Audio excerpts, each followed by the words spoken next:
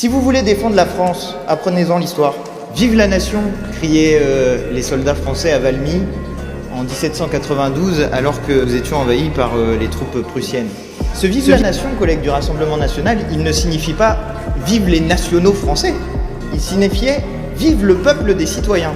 Et la Constitution de 1793, qui viendra après, celle de la Première République, ne faisait aucune distinction entre citoyenneté et nationalité pour la raison que étaient français ceux qui étaient citoyens de la République et que cela était attribué. Alors il manquait la moitié du pays, vu que les femmes n'avaient pas le droit de vote, mais le droit était attribué à tout résident au bout d'un an. Je peux même vous le dire.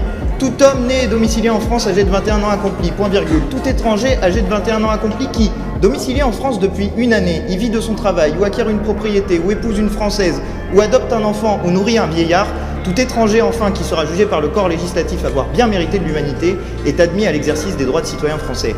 Vous faites la démonstration pure et parfaite que vous ne connaissez ni l'histoire de France, ni celle de son drapeau tricolore qui naît en même temps que la Révolution française, ni celle de la Marseillaise qui était chantée par les fédérés qui remontaient de Marseille. Bref, vous êtes là, je vous l'ai déjà dit, vous êtes la honte de la République française parce que vous en trahissez les valeurs de manière systématique.